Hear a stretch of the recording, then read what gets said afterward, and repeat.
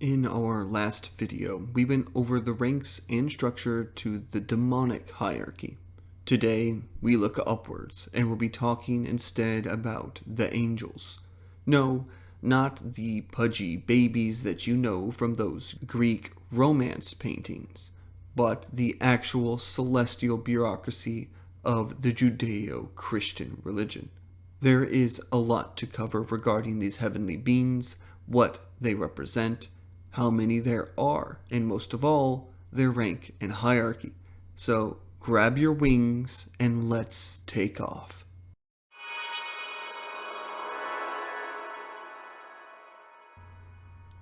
Angels are spiritual beings, and though they are often depicted with human forms, they are distinctly not human, and arguably not even mortal. An exact number of angels in heaven is never actually stated.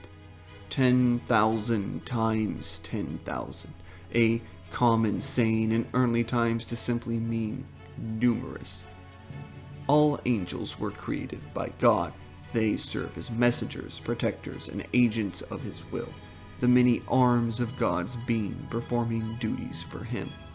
Angels fulfill various roles, including delivering messages, like Gabriel to Mary, providing guidance and protection, like the guardian angels, and executing divine punishment, such as with Sodom and Gomorrah.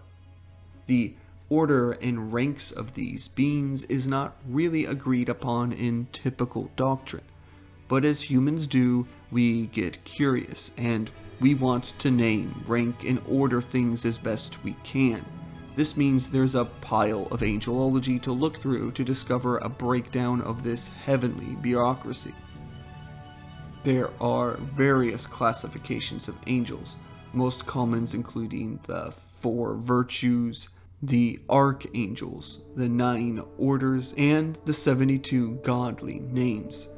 I will go over each one and place them where it seems most logical for them to be in an angelic hierarchy.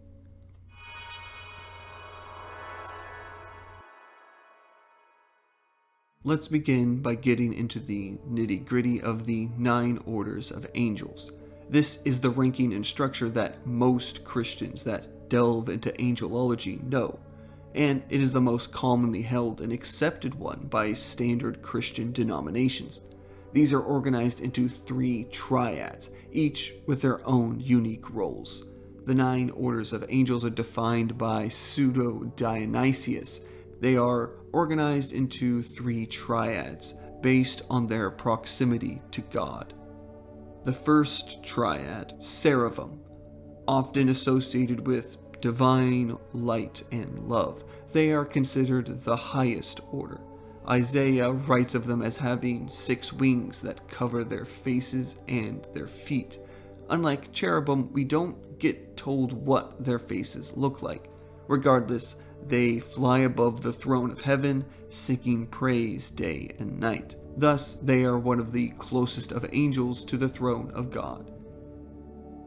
Cherubim. No, not the little cupids you know from Greek myths. These are guardians of divine secrets and wisdom, often depicted with multiple faces and wings and covered in eyes. They sit around the throne of heaven and protect it. The thrones, or the Ophanim. These are those crazy, fiery wheels and eyes that you've seen in the viral videos of biblically accurate angels. Not all angels look like these, but the thrones certainly do. The throne of heaven itself sits upon these angels, thus allowing it to move and uplifted by them. Thus, these angels reside as one of the closest to the presence of God. The second triad, dominions, tasked with overseeing lower choirs of angels and governing the cosmos. These are the team managers or shift managers in the divine heavenly realms. They also dish out the punishments and discipline of God. These are the angels who destroyed Sodom and Gomorrah. The authorities. Associated with the natural order, they are believed to bestow divine grace and blessings to humans. They are the ones responsible for miracles, bestowing the power to perform such acts to the prophets, saints, and priests that are worthy of such things, thus working God's will through them. The powers. Viewed as warrior angels, these defend against evil spirits and maintain cosmic order. These are the angels that battle against the many soldier demons and temptation demons that are sent out by the diabolical degrees, which we talked over in my last video. The third triad. Principalities. Angels, not of people, but of nations and rulers, guiding the kingdoms of man towards divine purposes. When someone says there is an angel overlooking a specific church or country, they are referring to the principalities. Archangels. Uniquely named and very powerful, these angels are seen as direct extensions of God himself. Some faiths link these angels to the 7 heavenly virtues. Their number and names are contested often, but they perform important tasks such as healing, guiding souls, or delivering messages. Angels, also known as guardian angels, the closest to humanity. These are personal guardians or guides to individual humans. When you think of the little angel on your shoulder, you're thinking of these angels. Though we just briefly went over archangels in the 9 orders, there is more to go into regarding their rank in the grand scheme of the angelic cosmos, as the 9 orders are not necessarily a rank of how powerful each angel is, simply how close they are to the throne of God, quite literally in the case of the thrones. But that being said, the archangels are their own class, but also of other classes of angels. Michael is an archangel, but also a seraphim. Then Lucifer is also, or was, a cherubim. What order an angel falls into and what class or race of an angel they are can be different. With this said, each archangel is in the lower triad, because they are more often on Earth interacting with humans or performing God's will than the thrones or other seraphim, for example. But that does not make them any less powerful. Quite the contrary. Archangels are said to be the most powerful and most fearsome of God's creation. Their name means princes in Hebrew, thus angelic princes. As said before, the exact number and which names they are given is contested by various denominations and scriptures.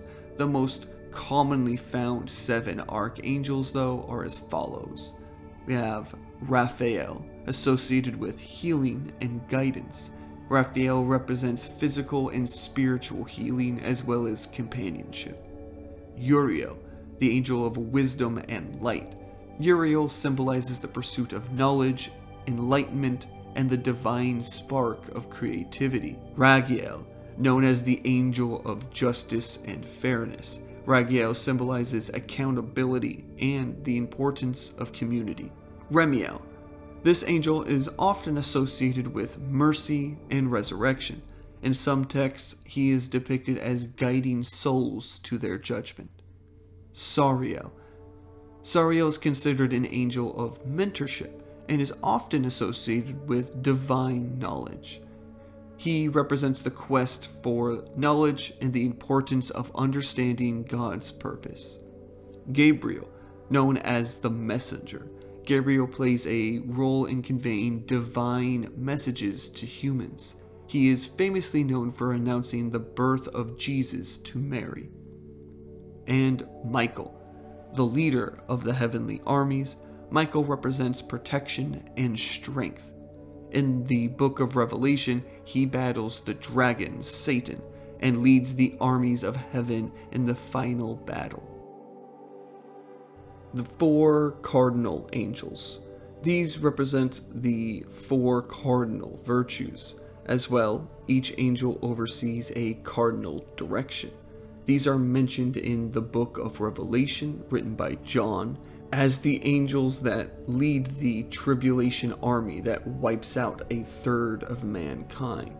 They are typically seen as the most powerful archangels by most people, but are distinctly written separately in Revelation. Whether the cardinal winds and the cardinal virtues are related, or even the same angelic beings, is not entirely known, but they are often linked. The 4 cardinal angels are Michael in the east, representing fortitude; Gabriel, the west, representing temperance; Ragiel in the south, representing justice; and Uriel in the north, representing prudence. And finally, let's not forget the 72 Kabbalistic angels. In Jewish mysticism, specifically Kabbalah, there are 72 angels known as the Shem HaMephorash, each associated with a specific divine attribute and power. Each of these angels has a name, a role, and, believe it or not, a connection to the divine names of God. They cover everything from protection to love to a little cosmic bureaucracy. They are thought to be summoned in the time of need by mortal men for various reasons by uttering their divine names.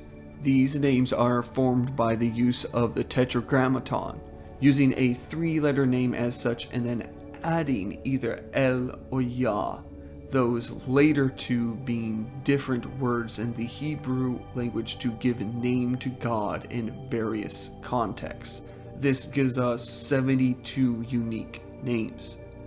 This was later expanded upon by Thomas Rudd, who thought these were a missing component to the arcane practices in the Lesser Key of Solomon, a counterbalance and opposite force to the demons of the Ars Goetia. Again, something we talked about in my last video. These angels would be responsible for a specific domain, act, or suppression of their specific demon. As a result, we can assume these particularly named angels have more authority and power than a typical guardian angel would.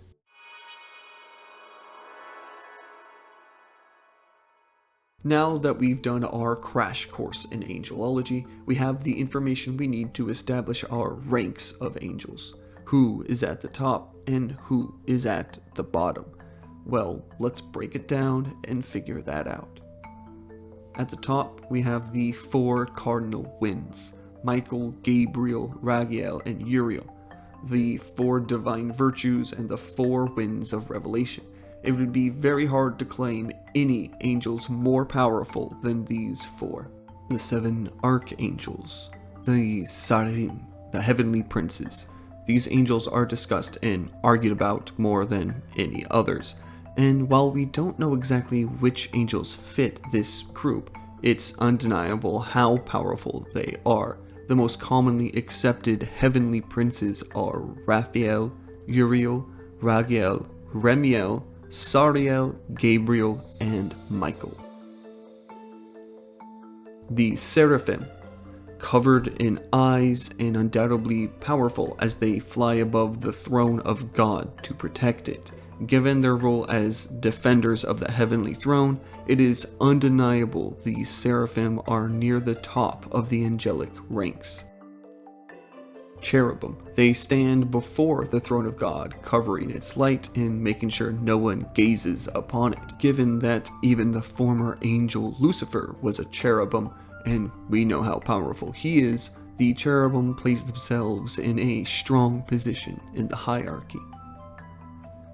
Dominions. Since they are described as leading other angels and dishing out some of the most awe-inspiring of God's punishments, there is no doubt how capable the dominions are. The 72 names. More likely lieutenants, these angels are certainly strong and powerful in their specific roles, and in fighting their specific demons. Compared to others, though, they might be found wanting. The powers. Warrior angels, those who fight the demonic army below. It would be safe to think that this is the holy army that fight the three beasts in the book of Revelation, thus they should not be taken lightly in any way. Authorities. While not fighters, warriors, or sending down floods and earthquakes like the higher ranks, the authorities at least can perform some amazing feats of power, while taking away epilepsy or seasonal allergies is a bit of a nothing in the cosmic power scale. The parting of the Red Sea, on the other hand, is an amazing achievement, thus placing the authorities in the bottom of the middle rungs. Thrones. A surprising placement for most, I'm sure. After all, these are those crazy fiery wheels, the angels holding up the throne of God. But that's it. That's all we know they do. They are literally the wheels of God's throne, letting it move around, or the wheels of the chariots of God when moving mortal beings. But moving a human around isn't that amazing a feat of power for an angel. I'm sure there is more they could do, but as far as we know about them now, they are not that impressive. Principalities. Second to last, these angels are the protectors of churches and territories.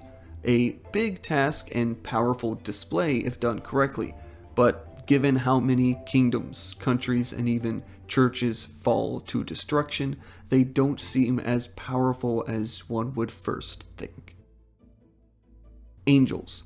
The basic or guardian angel. The angel on your shoulder, looking out for you. These guys are the bottom rung. They seem all over the place with what they can do, saving a person in a car crash without a scratch, or pulling a child from a burning building in divine protection, but also failing to stop a woman from tripping and hitting her head on a park bench. It seems like the power of these angels are a bit all over the place, and compared to any of the others we've talked about, certainly the bottom of the angelic ladder.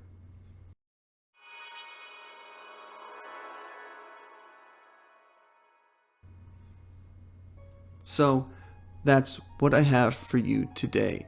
The angelic ranks as we know them. Are there parts of the hierarchy you disagree with?